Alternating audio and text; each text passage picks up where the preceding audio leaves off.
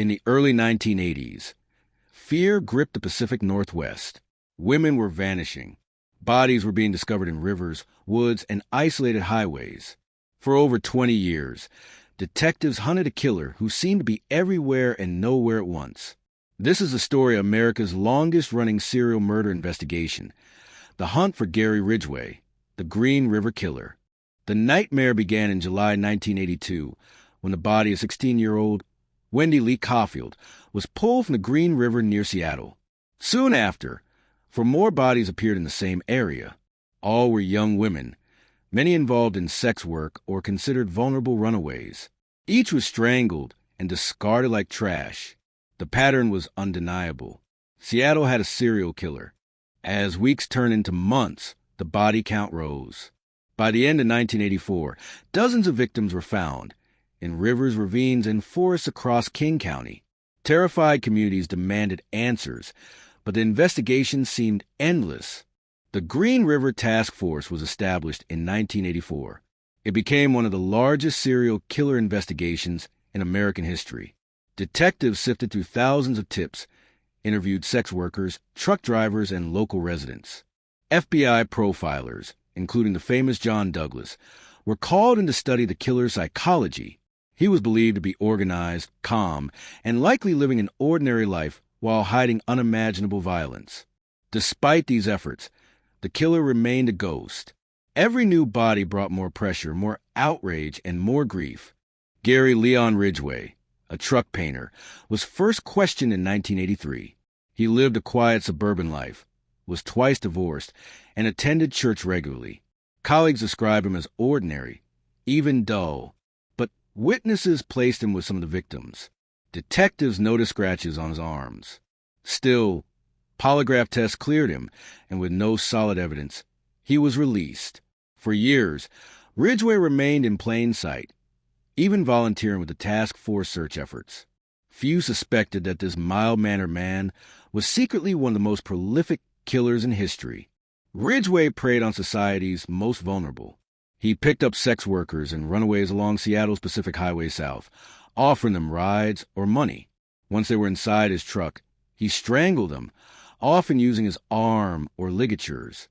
He dumped their bodies near rivers and remote woods, sometimes revisiting the sites to commit further assaults on the remains.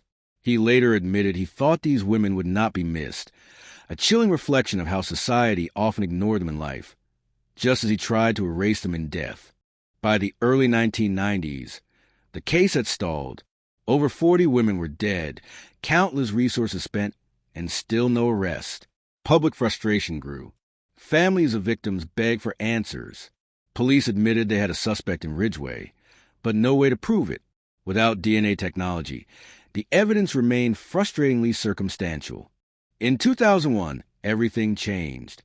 Advances in DNA testing allowed investigators to revisit preserved evidence. Semen samples collected from several victims in the 1980s were tested against Ridgway's DNA. The results were undeniable. Gary Ridgway was the Green River Killer. After nearly 2 decades, science delivered the proof detectives had waited for. Ridgway was arrested in November 2001. Facing overwhelming evidence, he made a chilling deal: plead guilty to avoid the death penalty. In court, he calmly admitted to killing women, 48 in total, though he hinted the number was far higher. He later confessed to 71 murders, making him one of the most prolific serial killers in history. During sentencing, families confronted him. One father called him an animal. Yet when another father forgave him, Ridgway broke down in tears, one of the only times he showed emotion. For families, the arrest brought closure but not peace. Many had waited 20 years for answers. Some finally knew where their daughters lay, while others still never recovered remains. The community of Seattle carried scars that would last generations. The Green River case reshaped criminal investigation in America. It emphasized the importance of preserving biological evidence for future DNA testing. It showed the necessity of interagency cooperation and long-term task forces. Most importantly, it exposed society's failure to protect vulnerable women. Ridgway exploited this neglect, and the tragedy reminds us what happens when some lives are deemed less valuable than others. Gary Ridgway thought he was invisible. He blended into society, hiding behind a quiet life while carrying out unimaginable crimes. But the persistence of detectives, the pain of grieving families, and the power of forensic science finally exposed him. His story is one of horror, but also of justice, though delayed. The Green River Killer will forever remain a reminder of the darkness that can lurk behind the most ordinary faces. Do you think Ridgway told the full truth about how many he killed?